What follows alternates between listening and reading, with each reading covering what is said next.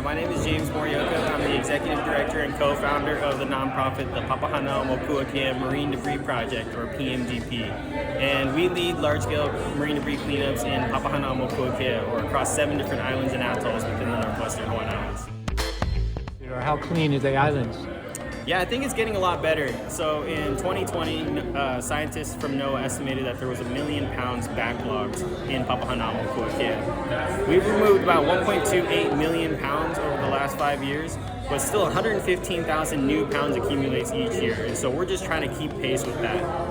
We're hoping that by the end of 2027 that we would kind of caught up, and then we would just keep up and kind of do maintenance. But that's an old statistic, you know, that's in 2005, they estimated 115,000 pounds of accumulation.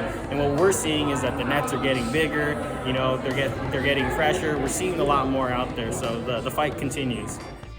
We get all kinds of things, you know, we've removed 12 vessels, so 12 small boats up there. We've removed part of a shipping container. We removed, you know, I would say 80% has been derelict fishing nets by weight, and the other 20% is the majority of it is honestly commercial fishing gear that is made out of plastic. What about the issue of radiation? Radiation testing on a lot of the marine debris that was washing into the beaches, you know. That was a devastating tsunami and earthquake that impacted Japan.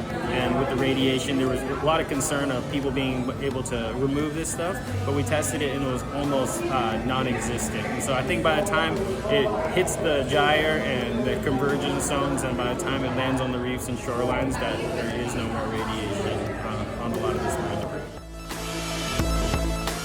So you have one boat. How much time do you spend out there? Yeah, so we average about 77 days per year out in Papahānaumokuakea. We charter the vessel, and our team is, you know, 16 staff at a time. We go up there. We have 4 small boats, 4 divers on each boat. So our team is 16. They have to do everything from driving the boats to free diving to removing the fishing nets to disentangling the animals. And so, yeah, we're doing a lot more work than we were able to at NOAA at the time, you know. The funding was diminishing at NOAA, and we were only able to average about 11 days per year. But here at the nonprofit, we've been able to, you know, utilize the federal funding, but also reach out to the public for donations and private donors to be able to help support our work. So it's been great. Do we have to expand the program, or is it enough? Do you gather enough pollution? You know, I think we're almost at a place where we're going to keep up with the pace that's coming in. So I think we have a good system going, you know. Over the last 5 years, we've really dialed it in. We've increased our tools and technologies through our innovation program to help detect, cut, and lift a lot of this marine debris. And so I think with our increased operational efficiencies, we're at like the right pace.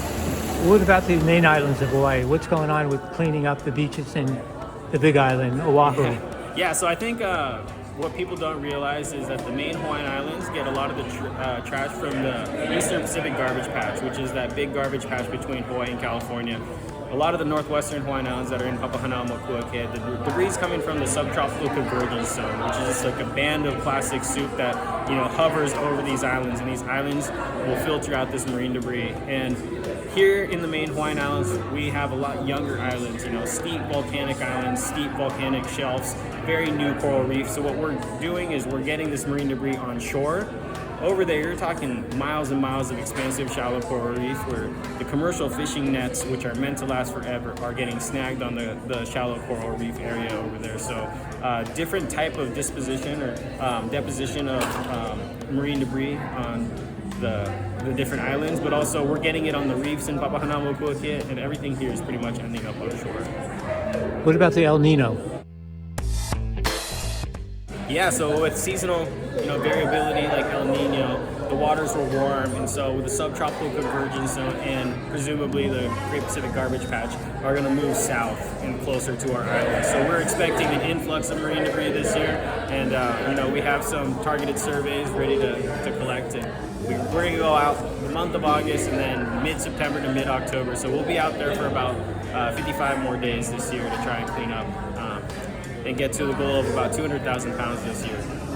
Thank you very much. You're doing a great job. Thank you. Appreciate it.